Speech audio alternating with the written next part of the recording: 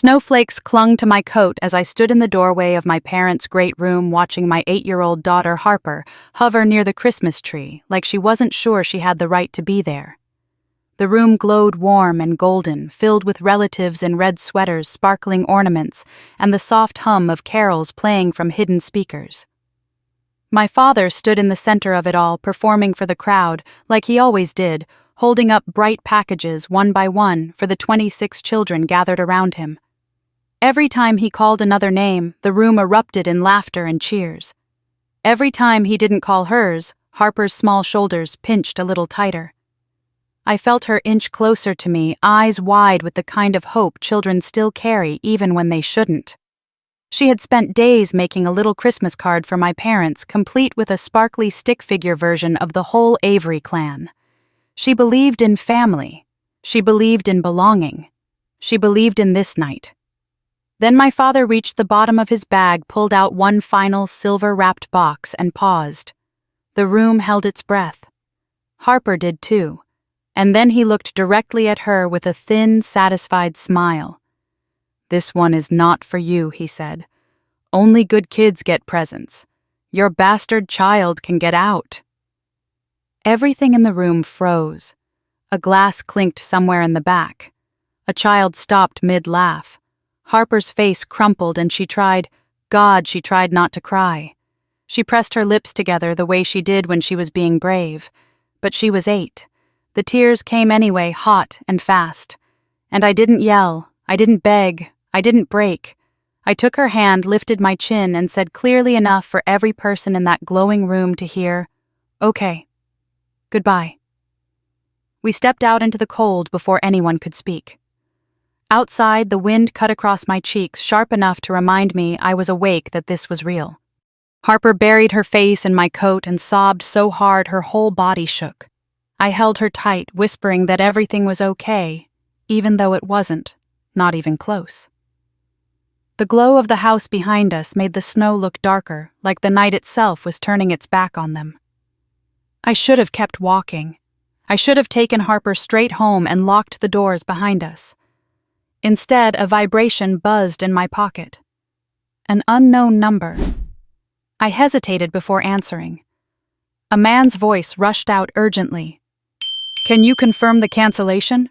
I blinked into the night. "Cancellation of what?" He paused, confused. "Your father told us you were reviewing the final signature tonight. He said everything depended on your approval." My breath caught. What signature? Another pause. A longer one. "You truly don't know." I ended the call as a prickling sensation crawled down my spine. They were plotting something. Something big enough that he needed my signature. Something he assumed I would hand over the way I always had, quietly, obediently, out of some lingering hope they'd see me as more than the daughter who disappointed them.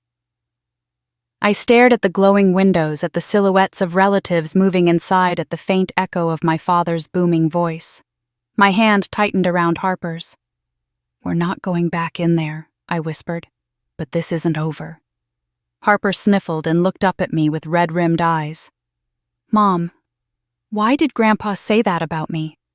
My throat closed. I couldn't answer. Not yet. Not with the truth still forming in pieces around me. I opened the car door and helped her climb in. She curled against her stuffed rabbit, shivering. Just as I settled into the driver's seat, my phone buzzed again. This time a text. No name, no context, just 5 words that made my stomach drop. "You need to know everything. Call me." Harper wiped her cheeks with the sleeve of her coat as I started the engine. Snow swirled across the windshield like ash. My father thought tonight would be the night he broke me. Instead, it was the night he revealed exactly where to strike back. And I would. For Harper. For every year I swallowed their cruelty. For every lie wrapped in Christmas lights. I pulled out of the driveway, the house behind us shrinking in the rearview mirror. I didn't know yet what my father had done or why someone was warning me in the dark, but I knew one thing with absolute clarity. My family had fired the first shot. Now I was going to finish the war. I parked in front of our little townhouse, the headlights reflecting off the thin sheet of ice forming on the walkway. Harper had fallen asleep on the ride home, her breathing finally leveling out. I didn't wake her right away. I sat there for a moment, staring at my own hands on the steering wheel, wondering how many years I had spent gripping things too tightly. Hope, forgiveness, patience. Hoping my parents would someday meet me halfway. But the sound of her small sigh snapped me back. I carried her inside, tucked her into bed, and stepped into the living room just as my phone buzzed again. The same unknown number. A voicemail this time. I pressed play. Kara. It's Adam. I didn't know he'd do that to her. Listen, you need to know what he's planning. Call me. My heart tripped over itself. Adam, my older brother, the one who always stood silently beside our father, never against him. Hearing his voice now shaken was something I wasn't prepared for. Before I could call him back, a knock rattled the front door. 3 short taps and 1 long one. I froze. That knock belonged to exactly one person. I opened the door to find Adam standing there, shoulders hunched, snow coating his dark jacket. His eyes looked like they hadn't rested in weeks. He stepped inside without waiting for an invitation and shut the door quickly behind him. "You okay?" he asked, voice low. "No," I said. "But I'm here." He nodded once like he didn't expect more. Then he ran a shaking hand through his hair. "I saw what happened tonight. I heard every word. I'm so sorry, Kara." I swallowed hard. Apologies weren't Adam's language. Why did he say it, Adam? Why go after her? Adam hesitated. Because she's your daughter, and because he needed you off balance. My stomach dropped. Off balance for what? He didn't answer right away. Instead, he reached into his coat and pulled out a folded sheet of paper, edges wrinkled like he'd been clutching it too tightly. Dad didn't just plan that Christmas spectacle. He used it as a distraction. I unfolded the paper. A meeting schedule. Handwritten notes in my father's sharp, precise script. And at the top, circled in red ink, "Secure signature from Kara. Use leverage if needed." A cold pulse crawled through my chest. What signature Adam swallowed? For the redevelopment partnership he pitched to the City Foundation. The one he told everyone you were already backing. I shook my head. I haven't signed anything. I know. He stepped closer. That's why tonight happened. He wanted to humiliate you publicly so you'd come crawling to apologize tomorrow. And once you showed up, he'd put the papers in front of you while the foundation team was there. You signing under pressure would look voluntary. I felt sick. And Harper Adam closed his eyes. Dad thinks if he hurts what you love, you'll fold. For a moment I couldn't speak. Rage rose in my throat like fire. My child is not leverage. I know, he whispered. But to him she is. I walked away from him because standing still felt impossible. My hands shook as I paced the living room. Adam, what are you not telling me? He hesitated again. That familiar Avery hesitation, decades of obedience sitting on his shoulders. Then he finally said it.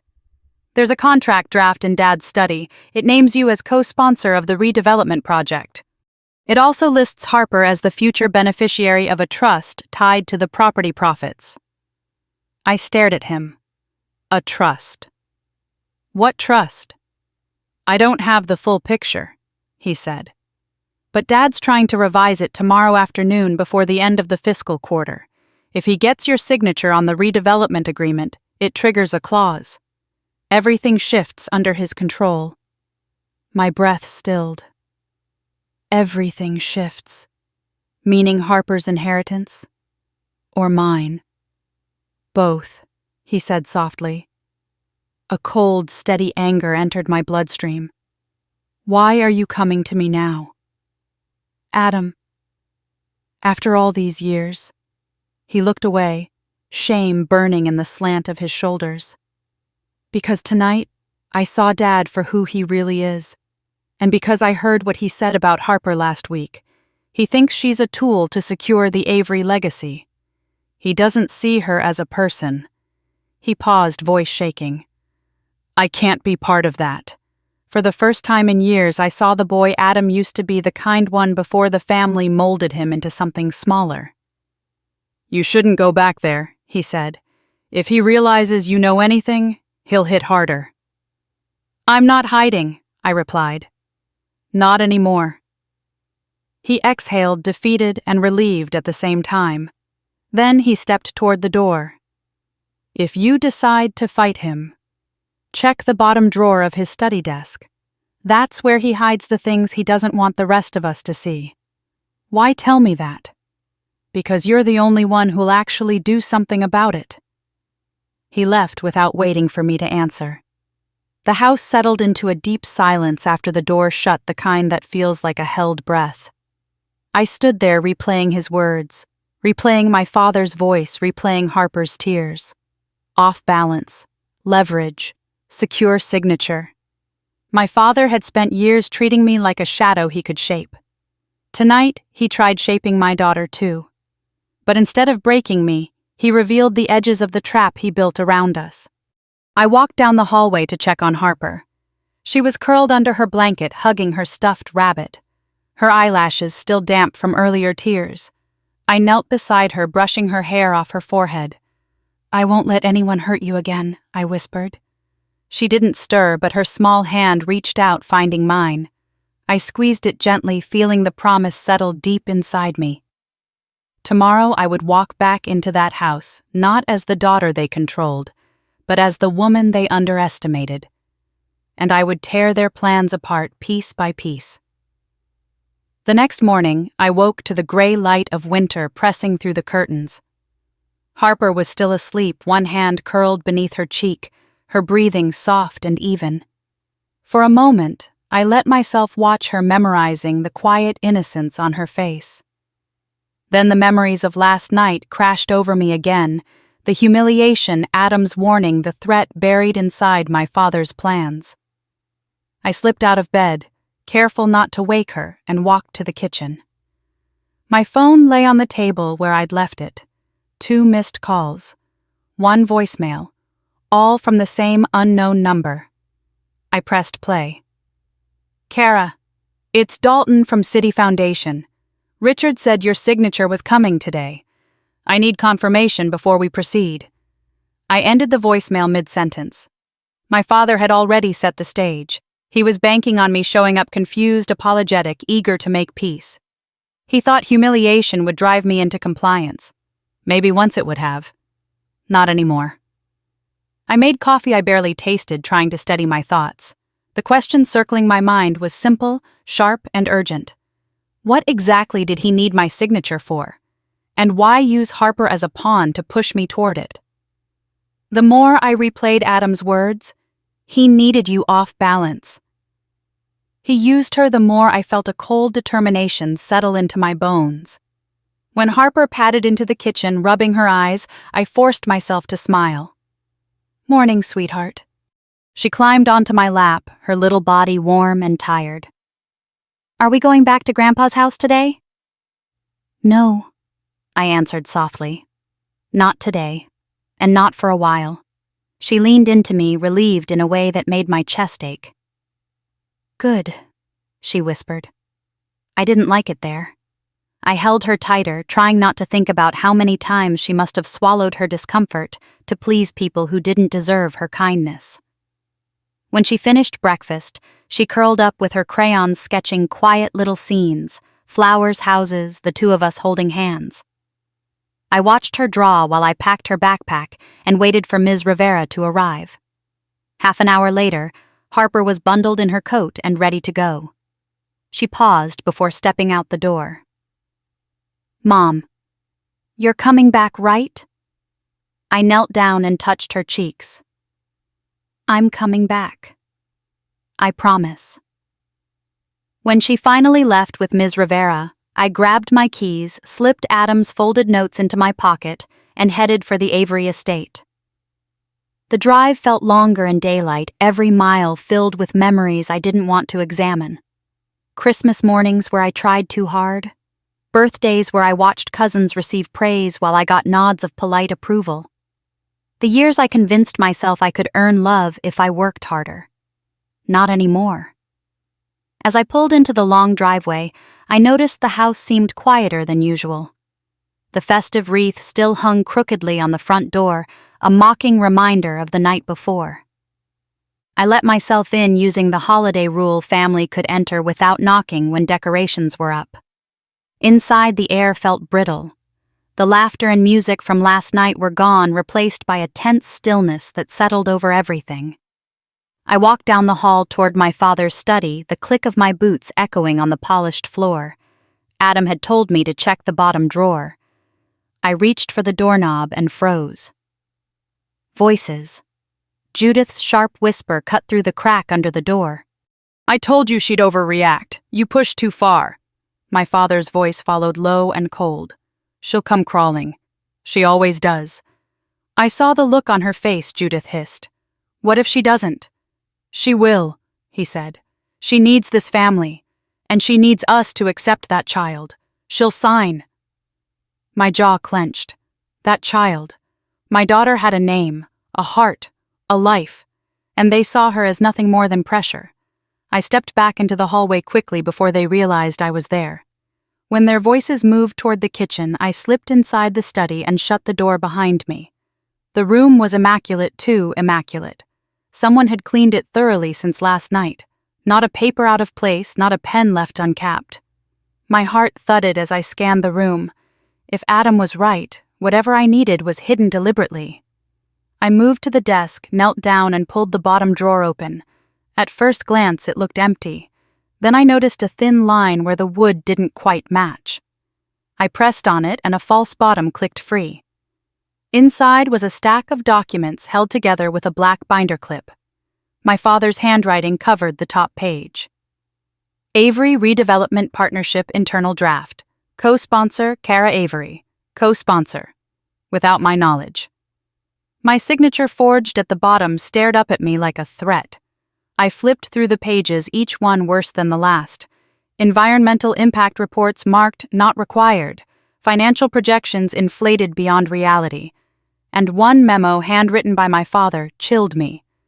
Her emotional dependence ensures compliance. Harper is the leverage point. My vision blurred with fury. He had planned all of it. Every humiliation, every manipulation, every cold glance at my daughter. Footsteps approached too close. I shoved the papers under my coat and pressed myself against the side of a bookshelf just as the doorknob clicked. Richard stepped inside. He paused, sensing something out of place. I held my breath.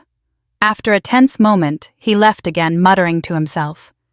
When the door clicked shut, I exhaled shakily and slipped out the back entrance documents pressed tight against my chest. I didn't know everything yet, not the full scope of the trust, not the depths of the redevelopment scheme, but I knew enough. My father had declared war. And I wasn't going to lose. I drove straight to Adam's office, my hands tight around the steering wheel, the stolen documents burning like a live coal under my coat. The winter sky hung low over the city, the kind of heavy gray that made everything feel suspended, waiting for something to break.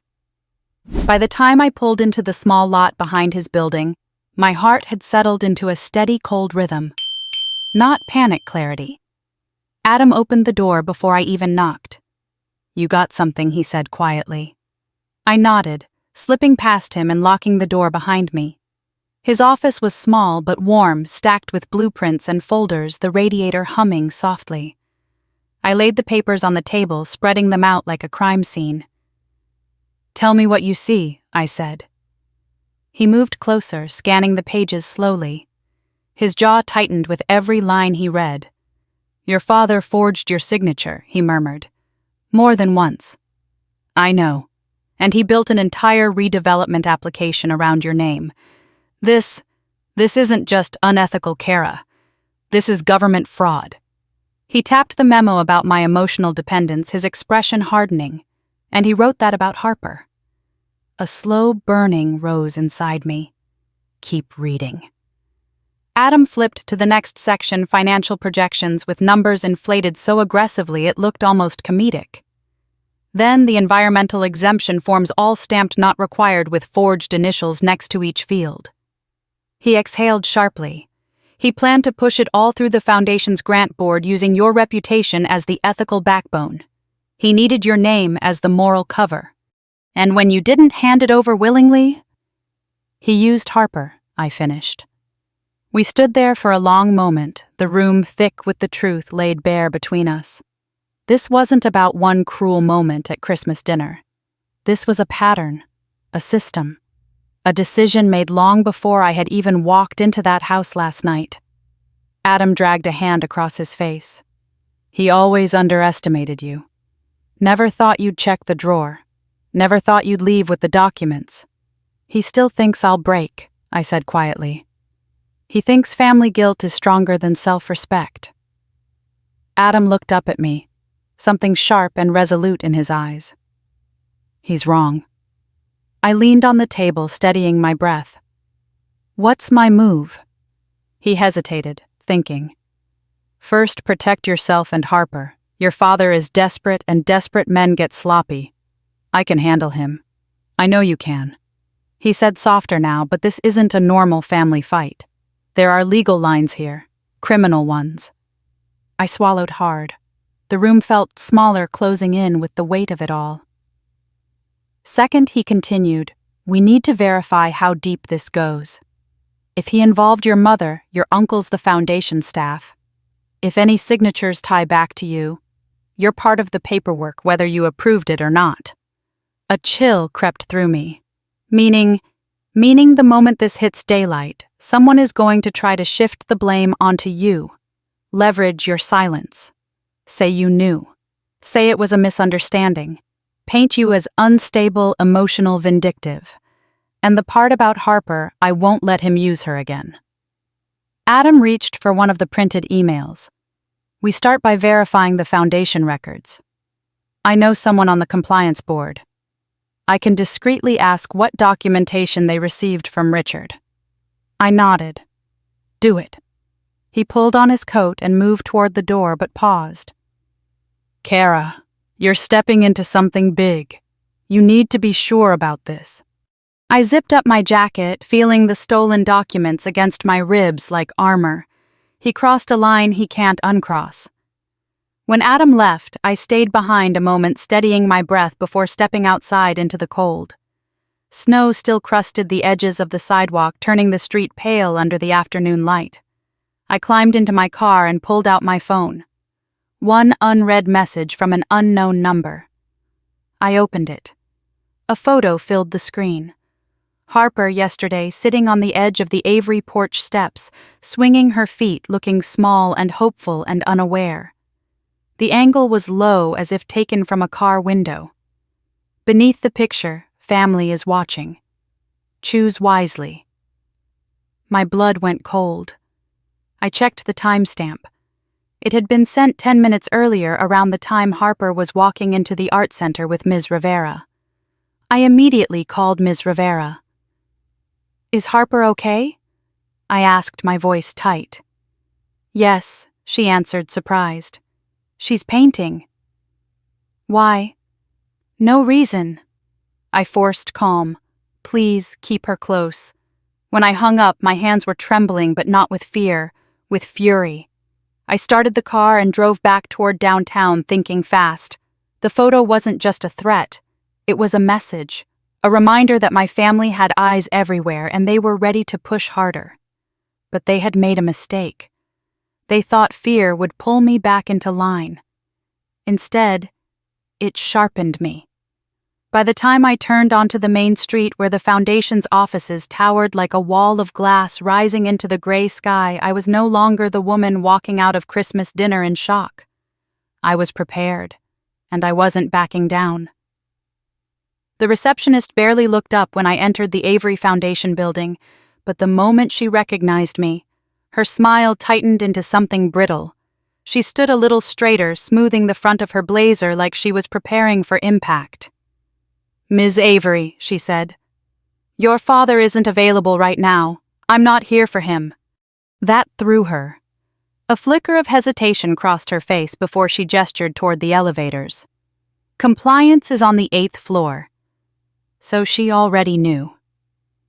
I stepped into the elevator and the mirrored doors slid shut, reflecting a version of me I hadn't seen in years. Shoulders square, eyes steady, jaw set, like granite. The elevator humming upward felt like a clock ticking down. When the doors opened, Patrick Ross, the Foundation's senior compliance officer, was standing there waiting, arms crossed, expression wary. "Kara," he said, stepping forward. "I heard you were coming. I didn't make an appointment." He exhaled. "I know. That's why I'm here." He guided me into a small conference room, closing the blinds and locking the door behind us. "Before we begin, I need you to understand I'm taking a risk speaking to you privately." "You're not the one who forged my name," I replied. "My father did." Patrick's mouth twitched like he wanted to deny it but didn't have the energy. Instead, he slid a folder across the table. "I pulled the redevelopment file your father submitted," he said. "This is not standard." Inside, page after page looked familiar. The forged signatures, the grant requests, the community impact statement written in a tone that mimicked mine so closely it made my skin crawl. "He used my voice," I murmured. "He's been doing it for years," Patrick said quietly. "Most of the board assumed you approved. Your father sold the story that you were the moral compass behind the Foundation's projects." I looked up sharply. "Did no one think to verify that with me?" He gave a hollow laugh. "Your father built a culture where no one questions him.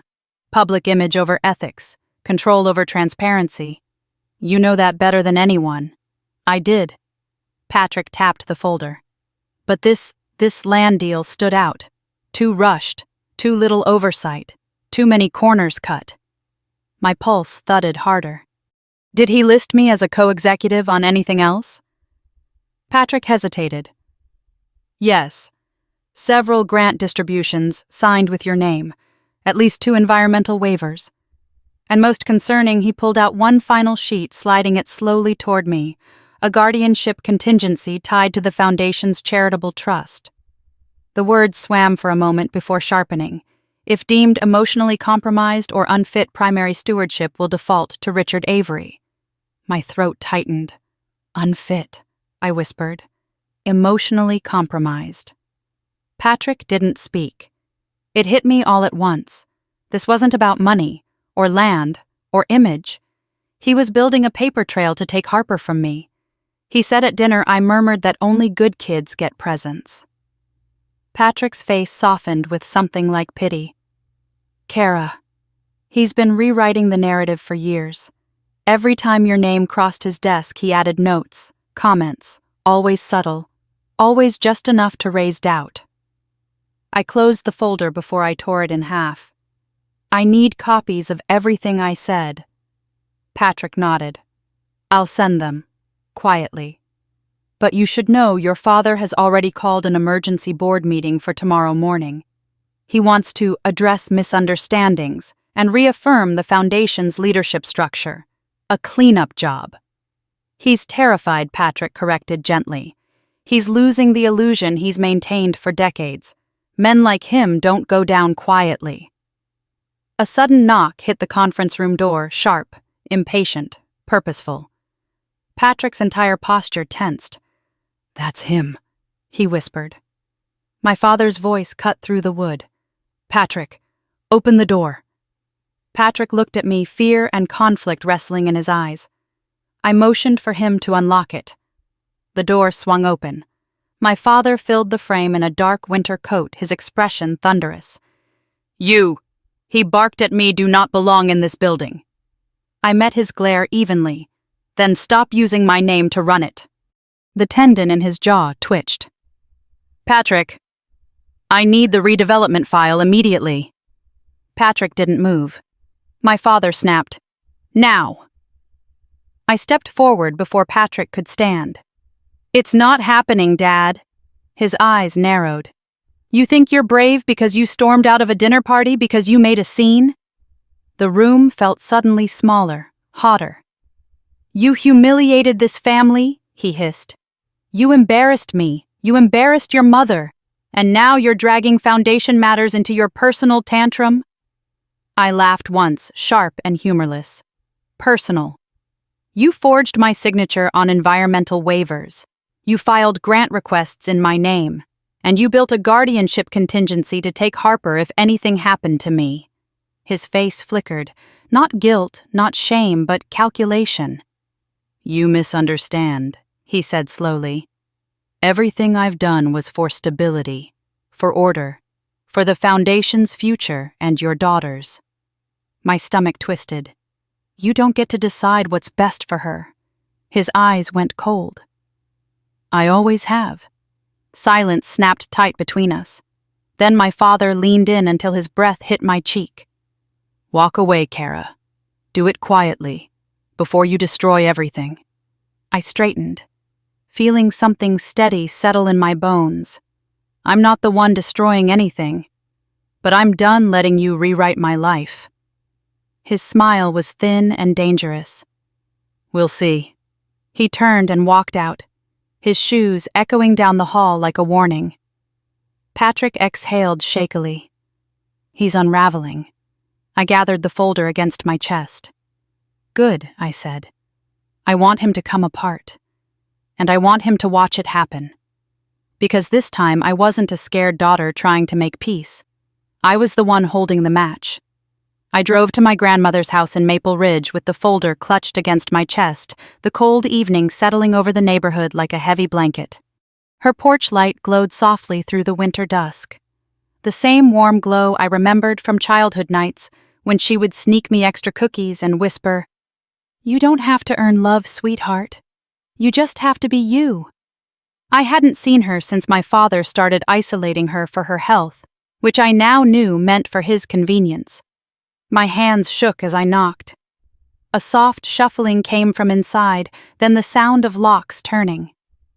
The door opened, and there she was, smaller than I remembered, wrapped in a pale blue cardigan, but with eyes still sharp as cut glass. "Kara," she breathed, touching a hand to her chest. "Baby girl, come in." The warmth of her living room wrapped around me as I stepped inside. The house smelled like cinnamon and old wood, like safety. Harper darted forward and hugged her tight. Grandma held her with both arms, closing her eyes as if steadying herself.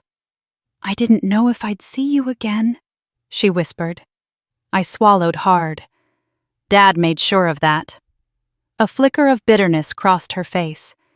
He keeps me in this house like a fragile porcelain doll. Says the world is too much for me. She straightened her voice, turning crisp. He forgets I'm old, not dead. I followed her into the kitchen, noticing immediately what was missing: her big leather notebook, the one she filled with scribbled plans and ideas, the one she used to show me future goals for the family foundation. As she poured tea, she glanced at the folder tucked under my arm. "He's hurt you again." "Yes," I said quietly. This time he used my name. And he used Harper. Grandma's hand tightened around the kettle. "I knew it," she murmured. "I knew he'd push too far one day." I spread the documents across the table the same way I had in Adam's office. She slid her glasses on and leaned in, reading slowly, carefully, her lips pressed into a thin line. When she reached the forged guardianship contingency, her breath hitched. "He wants to take your child," she whispered. I didn't trust my voice enough to speak. She read the environmental waivers, the emails mimicking my tone, the inflated financial projections. Her expression darkened with every page. "I didn't raise him this way," she said softly.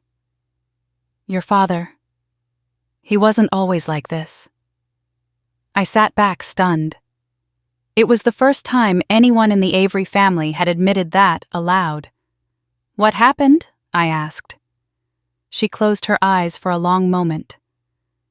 "When your grandfather died, the foundation became everything to him. It wasn't about helping the community anymore. It became an empire. And he convinced himself that only he was capable of running it. She looked at me slowly. And that anyone who challenged him was a threat. I let the silence sit between us, heavy and painful. After a moment, Grandma reached under the table, pulling open the drawer I'd known since childhood, the place where she kept letters, old photos, and her private notebooks. But it was empty. Completely empty. She frowned. He took them. "Your notebooks?" I asked. "The ones with the original community plans." "All of it," she whispered. "A few months ago. Said he needed to review my contributions." That man hasn't read a single handwritten note since 1999. I exhaled shakily. He's rewriting history, starting with my work, yours, anyone who makes him look small.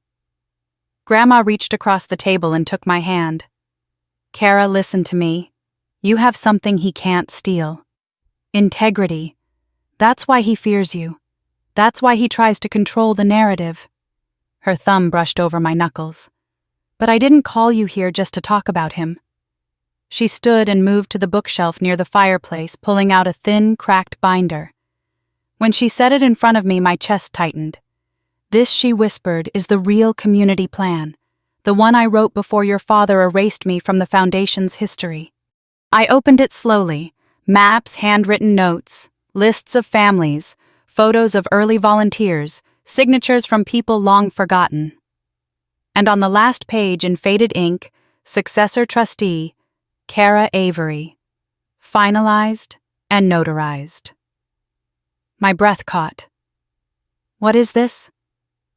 "I updated my estate years ago," she said. "When I saw how your father treated you. I wanted something, anything that belonged to you alone. But Dad said," "He lied," she cut in. "He told the family I rescinded the documents, told the board I was confused, said I didn't understand what I was signing. But Kara, I knew exactly what I was doing." Emotion tightened my throat until it hurt. Grandma touched my cheek. "You were always the one who saw people, not profits, not politics. You were the one who understood what community meant. That's why your father needed your name on those forged papers, because deep down, he knew the foundation should have been yours." The truth struck deep, painful, and illuminating at the same time. I looked down at the binder, then at her. "Grandma, why didn't you tell me?" "Because I didn't want you dragged into his war." "But he dragged you anyway." She squeezed my hand. "Now, you need to protect what's yours. Protect Harper. Protect the truth." I tucked the binder into my bag, feeling its weight settle like a new spine inside me, strong, necessary, unbreakable. As I stood to leave, she pulled me into a long, trembling hug. "He's going to fight, dirty sweetheart." But he underestimated one thing. "What's that?" I whispered. "You're stronger than he ever knew." Outside, the night air bit at my cheeks. I strapped Harper into her booster seat and slid behind the wheel. She held a half-eaten gingerbread cookie and smiled sleepily.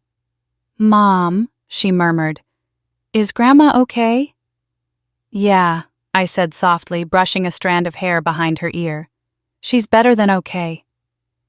I started the engine, my reflection staring back at me in the windshield. Older, steadier, sharper. I had the real plans. I had proof. I had a grandmother who believed in me. And now, I finally had something my father couldn't manipulate. A direction, a purpose, a beginning. I pulled away from the curb, the snow swirling behind us like a trail of shed illusions. The war wasn't just about exposing him anymore. It was about reclaiming everything he'd stolen, past, present, and future.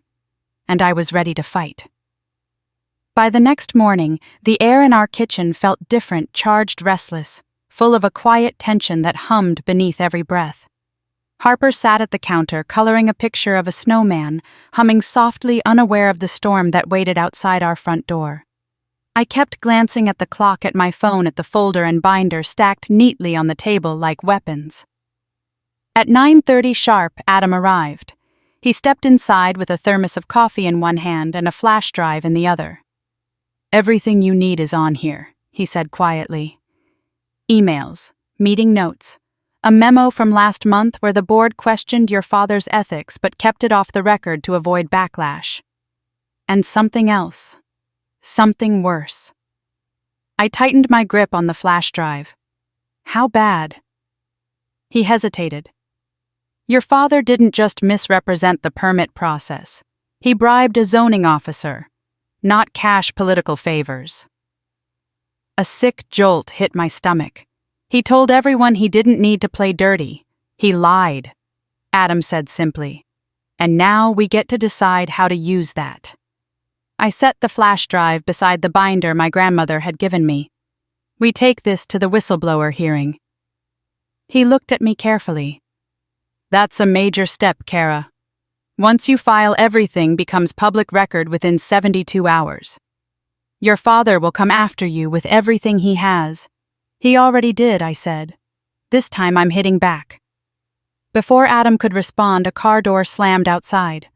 Harper looked up startled. I moved to the window and felt my breath catch. My mother was walking toward the house. She looked immaculate as always.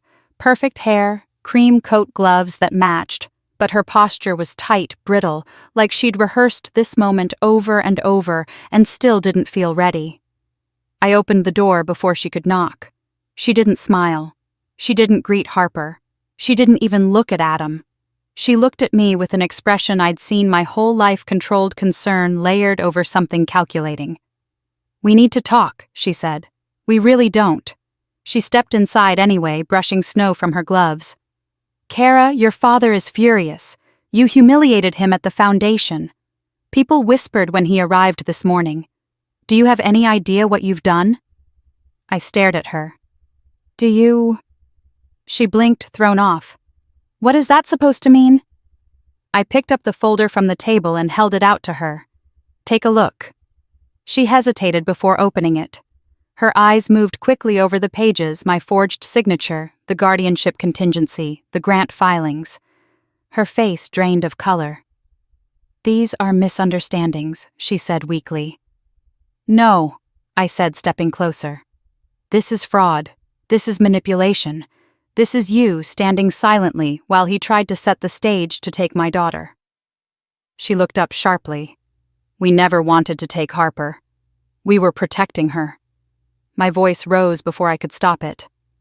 "From what?" "From me." She flinched but didn't deny it. "You've always been emotional. Difficult. You make choices without thinking. You walk away when things get hard." "I walked away from you," I said, ice settling into my voice. "Not from my life." Adam shifted awkwardly, but I didn't look at him. My mother tried again. "Kara, listen. You're letting your anger twist things. Yes, your father made mistakes. Mistakes." I stepped forward. "He forged my name. He rewrote my grandmother's plans. He lied about her mental state. He bribed a zoning officer. And he tried to build a legal case to take my child if I didn't obey him." Her breath caught at that last one. "He never would have gone through with it." "No," I said quietly. "He just needed the paperwork in case he ever wanted to." Silence rippled through the room. Harper slid off her chair and ran to her bedroom, sensing the tension. My mother stared after her, something flickering in her eyes. Regret, fear, denial. It was impossible to tell. Then she turned back to me. "You don't understand. Your father has built a legacy. The Avery Foundation is respected across the state. When people think of community support, they think of us." "No," I said. "They think of him, of the image he curated. And he was willing to destroy me to protect that image." Her mask cracked. A trembling breath escaped her lips. She reached for the counter as if she needed something to steady herself. "Your father loves you," she whispered. "Loving someone isn't the same as owning them." She closed her eyes. For the first time in decades, she looked small. "Kara," she whispered, If you go public, you'll ruin him." He ruined himself. She opened her mouth, then stopped when Adam cleared his throat. "Mrs. Avery," he said gently, "your husband's actions are not defensible, not ethically, not legally." She stiffened.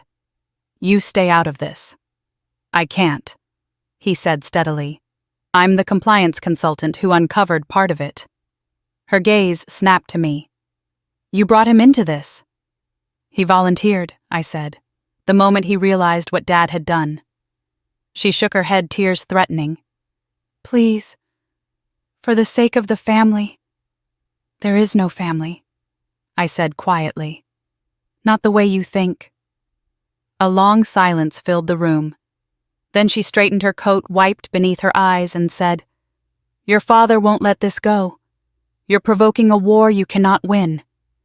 I stepped forward and opened the door for her. "I'm not provoking anything," I whispered. "I'm ending it." She hesitated in the doorway, the cold air rushing in around her. For a moment, she looked like she might say something real, something true, something human. But then she turned away and walked down the steps to her car. When I closed the door, Adam let out a slow breath. "You know she's going straight back to him." "I know. And he'll escalate. I know." He studied me. "Then we need to be ready."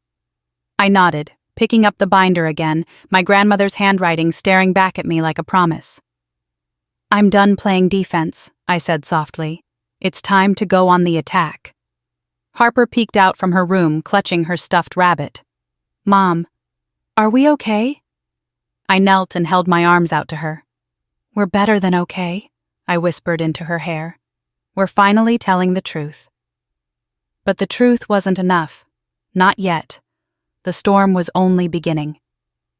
By early afternoon, the sky over Maple Ridge had turned a heavy steel gray, the kind that warned of snow before the radio ever could. I buckled Harper into her booster seat, handed her the tablet loaded with her drawing app, and slid into the driver's seat with a tremor running beneath my skin. We weren't heading toward home or safety. We were driving straight toward the heart of the Avery world, my parents' estate, where the rest of the family had gathered under the illusion that everything was fine. Harper leaned forward. "Are we seeing Grandma again?"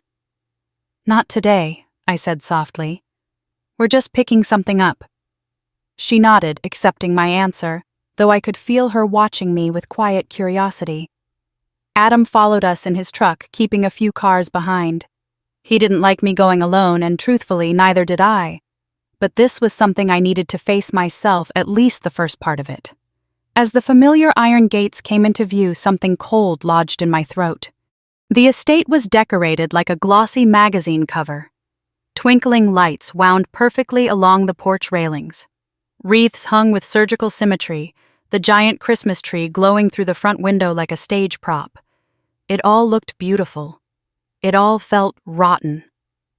We parked along the curb. I stepped out into the biting air and waited for Adam to join me. "Last chance to turn around," he murmured. "I'm done turning around," I said. "Let's get Harper's things and get out." But the moment we reached the porch, the door opened. My Aunt Marianne stood there, her red lipstick too bright, her face strained into something like concern. "Oh, Kara," she said. "We didn't expect you. I'm not staying."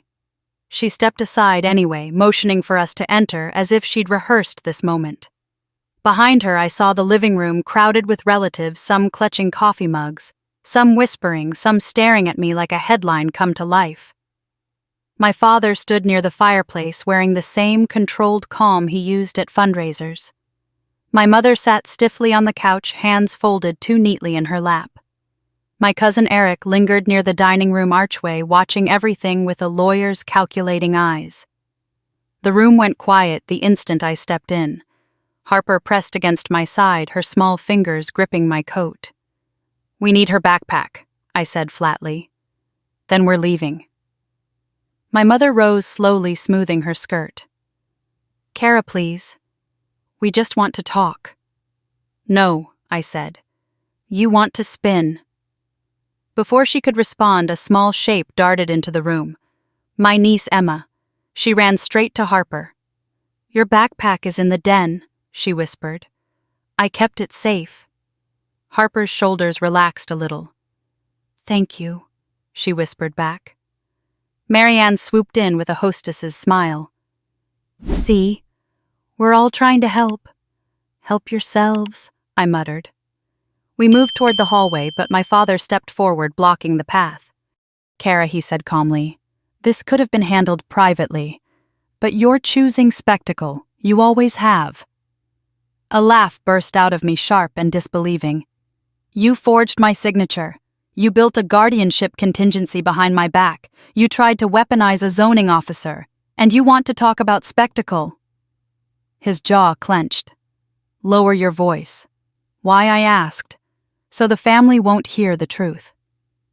They already have, he shot back. Your mother told them everything. Did she? I stepped closer, feeling the heat rise in my chest. Did she tell them you tried to take Harper if I didn't serve the foundation? Did she mention the bribe?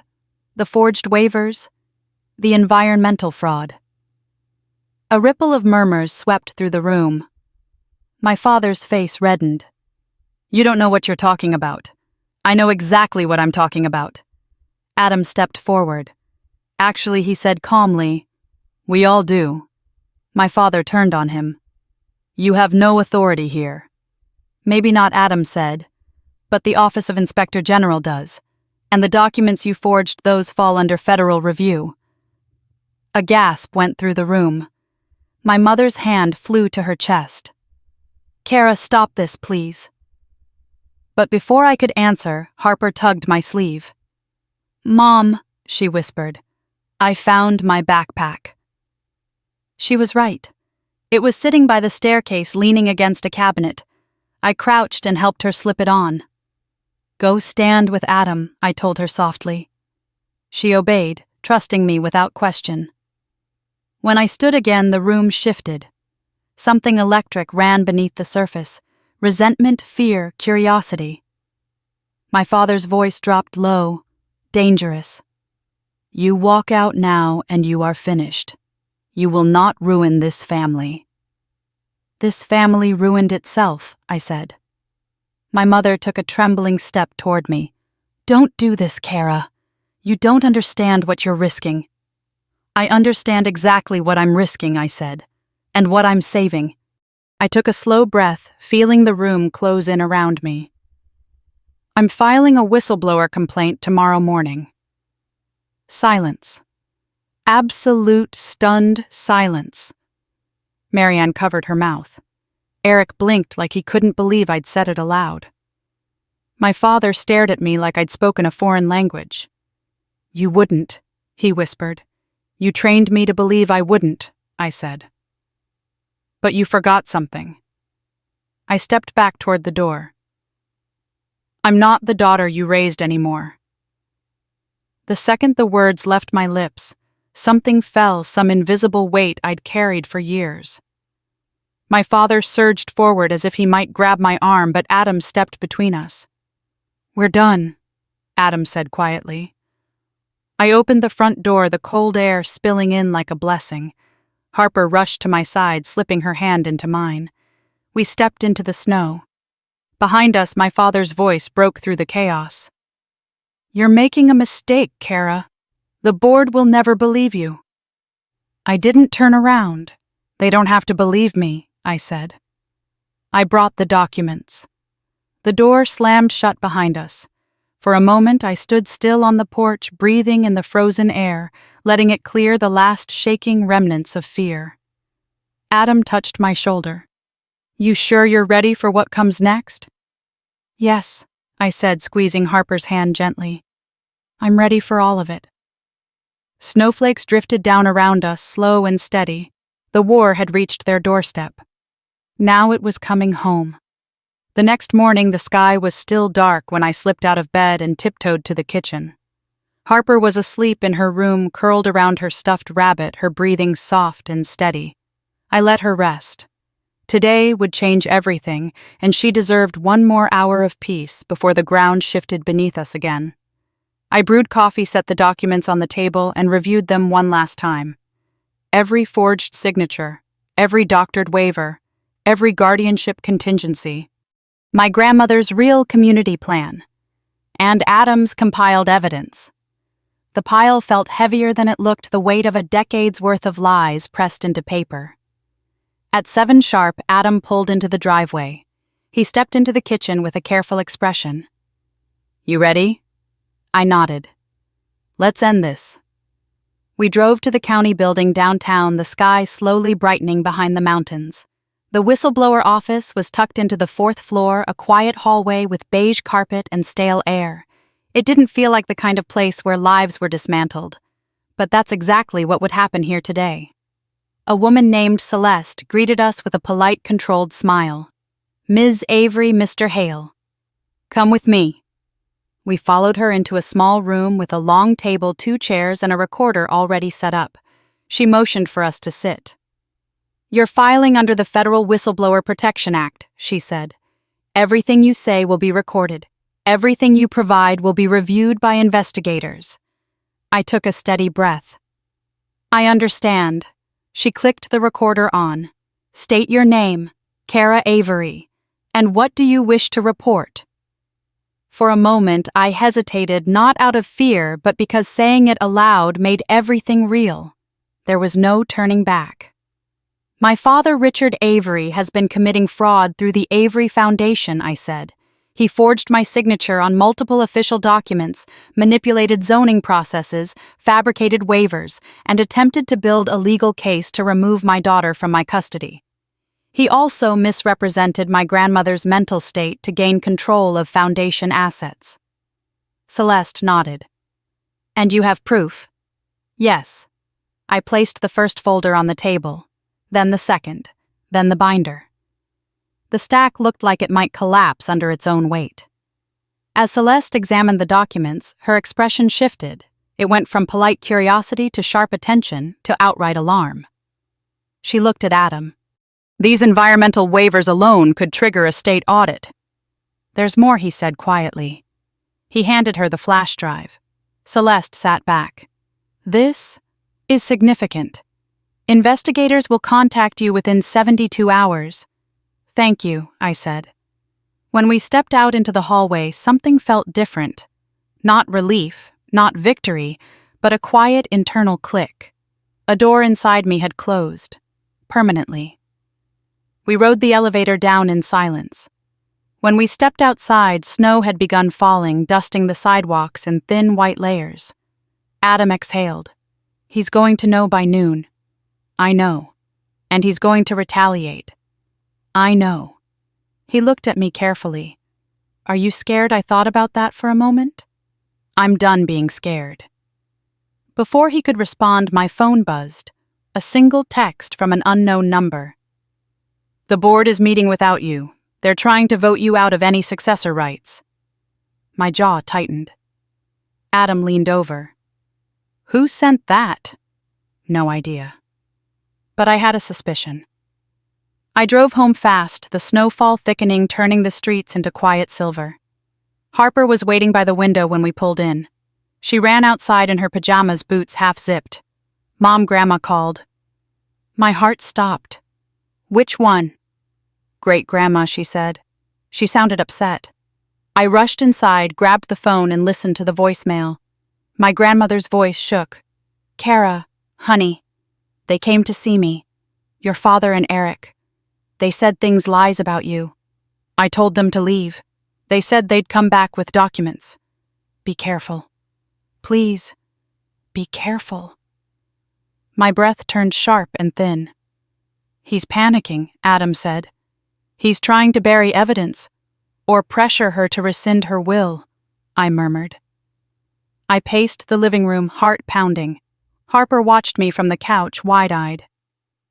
"Mom, are we still okay?" I knelt in front of her. "Yes, we're okay, and I'm going to make sure we stay that way." She nodded slowly, believing me without hesitation. It anchored me. Then the landline rang. I froze. It rang again, slicing through the room. I picked it up. "Hello?" A familiar voice slithered through the receiver. Well, my father said, calm as ice, you've caused quite a mess. I closed my eyes. I'm done letting you control anything. He chuckled. Really? Because the board disagrees. They think you're hysterical, unstable, emotional. Exactly the narrative we've always had to clean up. I clenched the phone harder. I filed the report this morning. Silence. A long, heavy silence. Then his voice changed. The calm broke, revealing something sharp and furious underneath. You stupid girl. You don't know what you've started. Oh, I know exactly what I've started. I hung up before he could finish. Adam exhaled slowly. He's rattled. Good. But the moment felt fragile, like ice about to crack. I paced the living room, thinking, planning, calculating. They're having the board meeting today, I said. Behind closed doors. Without me. What do you want to do? Adam asked. I looked at the clock. I looked at the snow falling harder outside. I looked at Harper coloring quietly on the rug. Crash it? I said. We're crashing the meeting. Adam blinked. Kara. They want to erase me from the foundation. They can try. But I'm walking in with the truth. He hesitated for one heartbeat, then nodded. Then let's go. I packed up the binder, the evidence, the flash drive. I zipped Harper's coat and tucked her rabbit into her backpack. Before we left, she slipped her hand into mine. Mom, she whispered, are you going to tell them what really happened? Yes, I said. And they're going to listen. Snow whipped around us as we stepped outside, the wind cold and fierce. We got into the car, and as I pulled away from the driveway, I felt it again, the shift I'd felt yesterday. The tightening inside my chest. Only this time it wasn't fear. It was resolve. They wanted a war. Now they were going to get one. The Avery Foundation building rose through the swirling snow like a monument to everything my father worshipped: power, perfection, control. I parked along the curb, my headlights cutting through the gray morning as Adam pulled up behind me. Harper gazed out the window, her small breath fogging the glass. Do you have to go inside? She whispered. I squeezed her hand. Just for a little while. You'll stay with Adam in the lobby, okay? She nodded, brave even when she didn't feel it. Inside, the lobby buzzed like a shaken beehive. Staff whispered and clusters, phones rang non-stop, and I could feel the tension snapping through the air. News traveled fast in buildings built on secrets. The receptionist jolted when she saw me. Ms. Avery. The board is... I know where they are. She didn't try to stop me. I left Harper with Adam near the seating area and walked straight toward the elevators. Each step felt like a countdown. Not to confrontation, but to revelation. When I reached the boardroom floor, I could already hear voices raised, defensive, agitated. I pushed through the glass doors without knocking. A dozen heads snapped toward me. My father stood at the head of the long table mid-sentence. His face drained of color the instant he saw me. Well, he said slowly, look who decided to join us. My mother sat beside him, her posture tight, her eyes red-rimmed. My cousin Eric was across from her, fingers steepled, expression unreadable. Several board members shifted uncomfortably as I entered, as if they couldn't decide whether I was a ghost or a grenade. I dropped my binder onto the table. The vote you're about to take is invalid. My father laughed. You don't have standing here. I met his gaze. Actually, I do. I opened the binder and flipped to the last page, my grandmother's notarized successor trustee document. This was signed years ago, I said. She named me as the legal successor. Not you, not the board. And certainly not your forged version. A heavy silence fell. One board member, Mrs. Dalton, leaned in to read. Her eyes widened. Richard, this predates your version by nearly 7 years.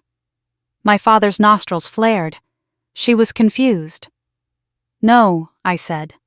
She wasn't. But you needed people to believe she was. I turned to the group. You all trusted him. You thought he was safeguarding a legacy, but he was siphoning power and twisting records behind closed doors. My father slammed his palm on the table. This is slander. I lifted the folder of forged documents and threw it in front of him. Is it slander if it's true?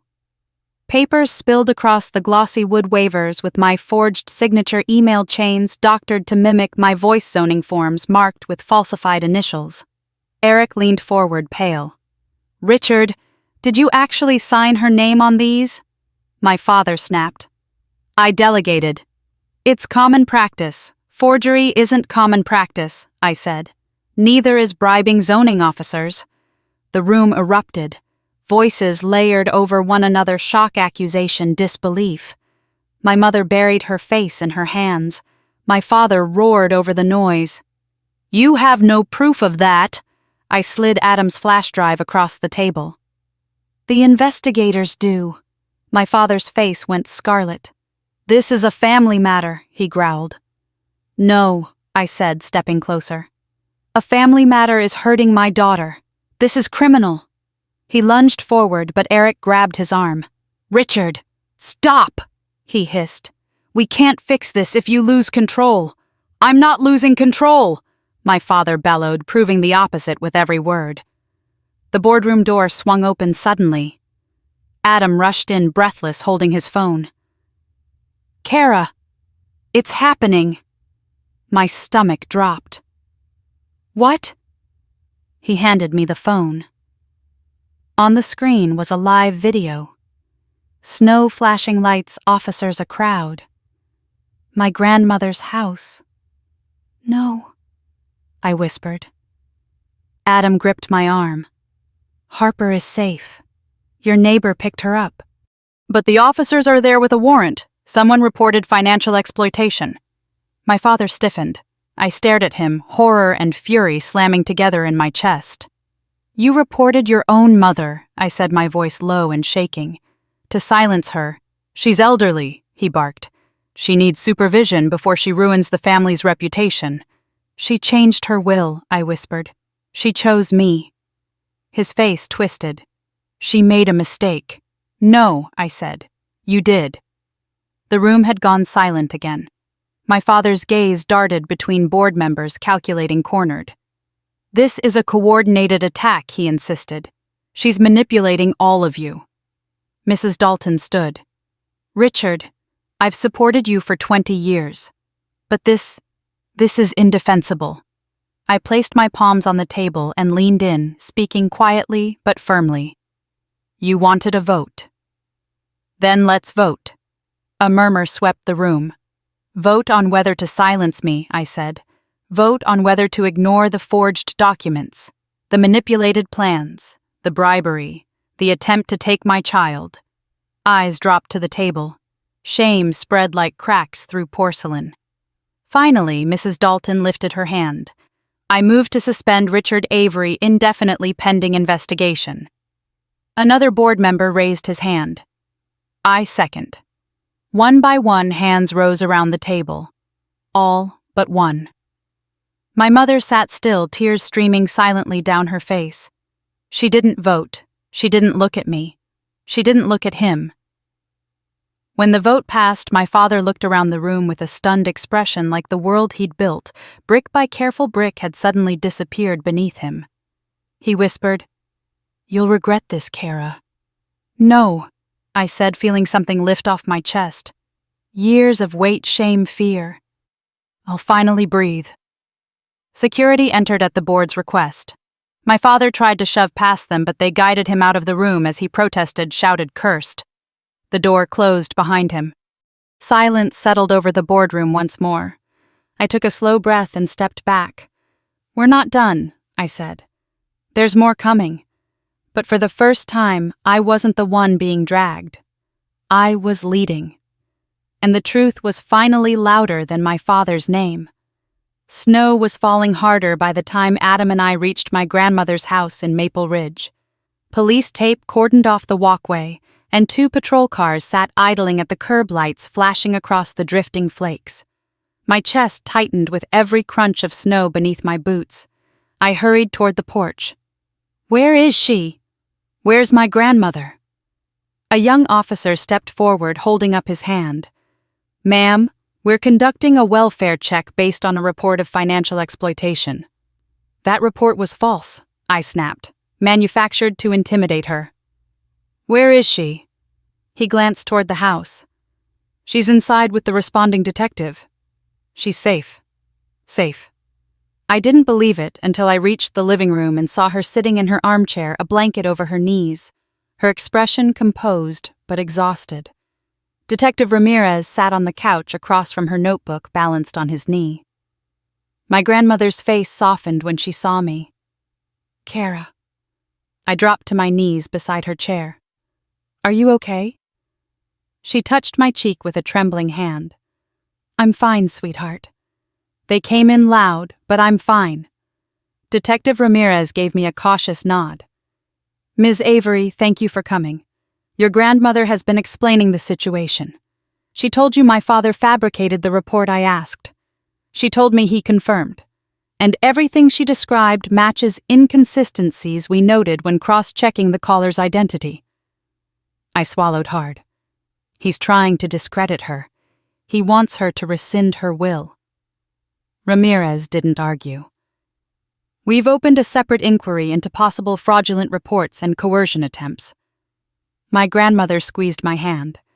I told them I'm perfectly capable of making my own decisions.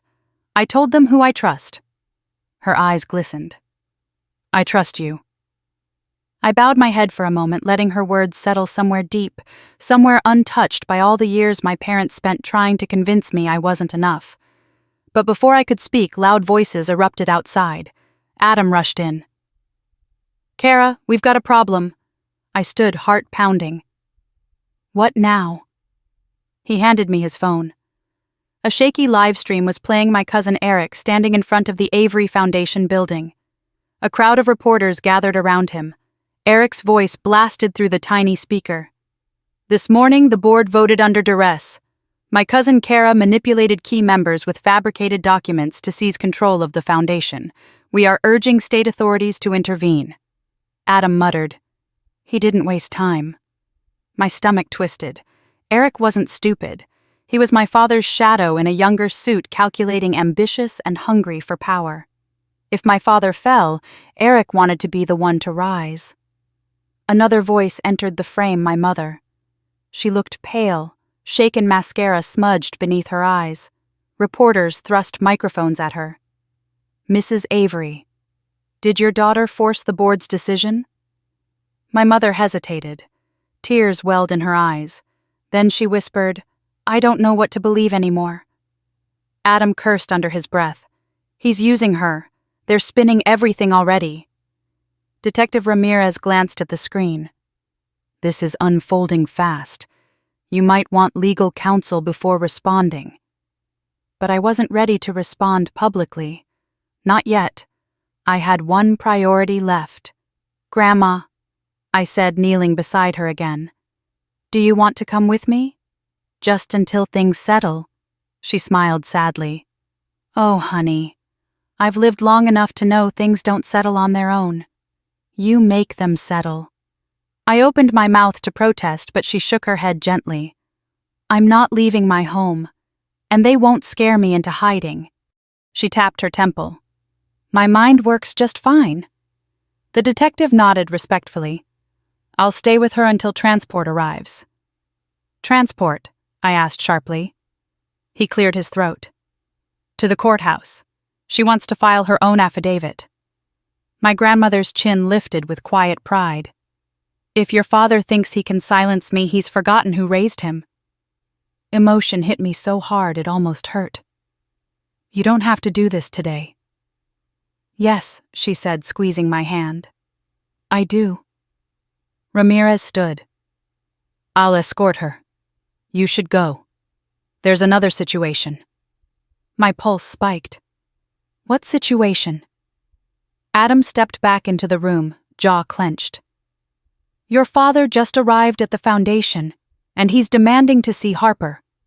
For a second, everything inside me went still, like the world inhaled and forgot how to exhale. What I whispered.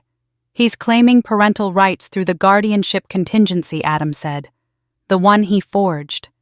Something dark, cold, and primal rose in my chest. He's trying to take my daughter, I murmured. Not metaphorically, not legally, physically. My grandmother reached for my wrist. Go, she whispered. Protect your girl.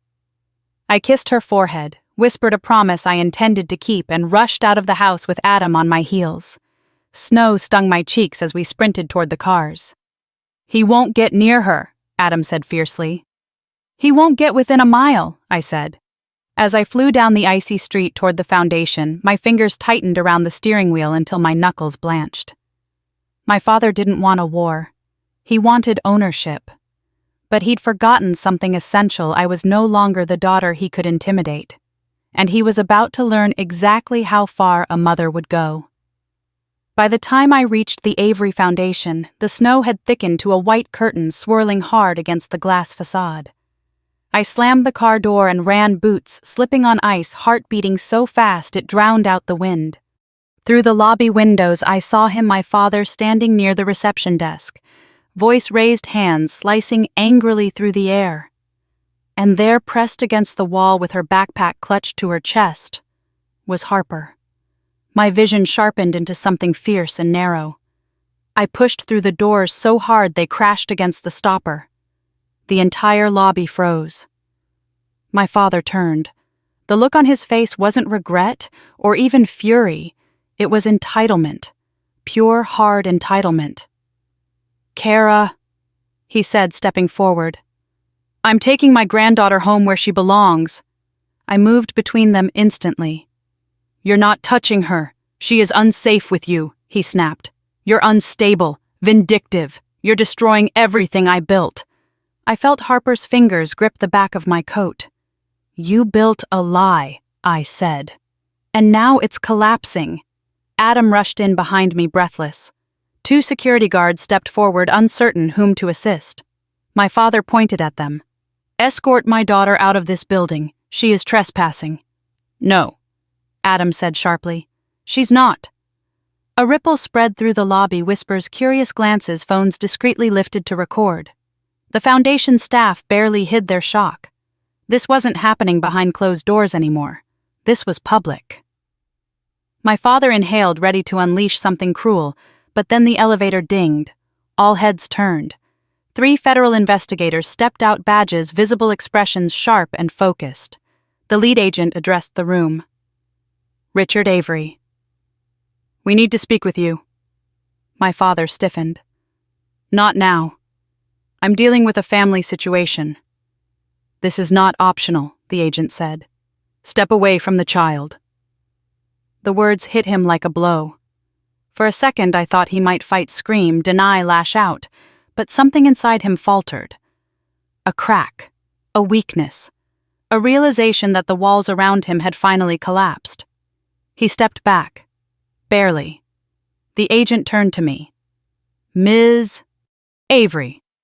We received your whistleblower file. We're moving forward with a formal investigation into fraud, forgery, and attempted custodial interference. Gasps echoed across the lobby. My father's face drained to a gray I'd never seen before. You, he whispered, voice trembling with rage. You did this.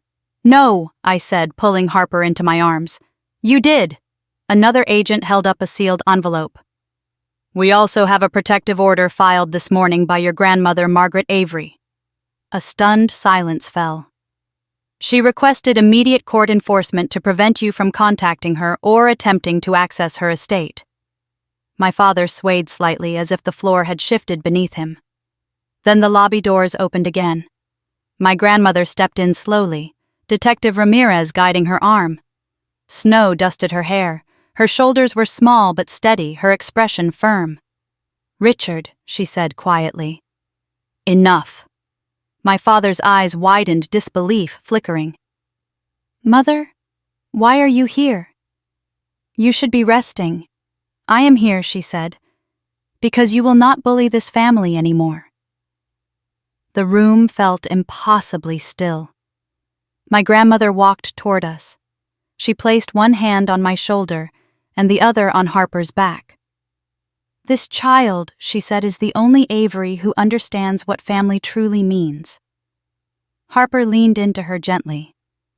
My grandmother looked at the investigators. "Please proceed." They stepped forward. My father's voice cracked. "Mother, don't do this." But it was too late. 2 agents positioned themselves beside him. "You are being taken in for questioning," the lead agent said, "based on multiple allegations and documented evidence." They guided him toward the door. He didn't fight. He didn't shout. He just looked at me with something hollow and bitter in his eyes.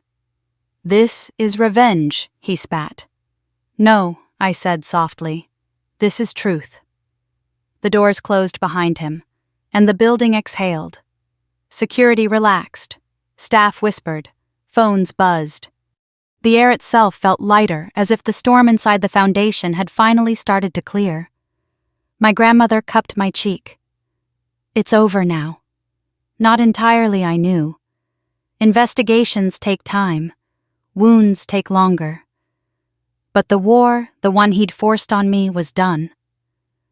Outside, the snow had softened to a gentle fall, catching in Harper's hair as she looked up at me. "Mom," she said, "can we go home?" I kissed her forehead. "Yeah, baby, we can." We drove back through the quiet streets, leaving the towering building and all its shadows behind us. Harper hummed to herself. Adam followed us until we pulled into my driveway, then parked behind me. Inside, the house felt warmer than it had in months. Harper curled on the couch with her rabbit. My grandmother rested in my armchair, wrapped in a blanket I draped over her shoulders. Adam lingered near the doorway. "You okay?" he asked softly. I nodded. "More than okay." He smiled, something warm and unguarded flickering in his eyes. "You did it." "No," I said, looking at Harper. "We did." A long silence settled around us, the good kind, the kind that feels like a beginning rather than an ending. Later, after my grandmother went to bed and Harper finally drifted into sleep, I stood alone in the glow of the living room tree. The lights reflected softly on the window, shimmering like something rebuilt instead of broken. For the first time in years, I felt free. Free from my father's grip. Free from lies. Free to build the kind of family my grandmother always believed I could. One built on honesty, not image. One built on love, not control. One built on truth, not fear. And if you've stayed with me through all of this, through the storm, the unraveling, the fight, I'd love to hear from you. Tell me in the comments what part of this journey hit you the hardest and what family means to you now. If you want more stories like this, stories about truth, resilience, and the power to reclaim your life, make sure you stay with the channel, tap subscribe, and stick around for what comes next. Because sometimes the ending of one story is the very beginning of another.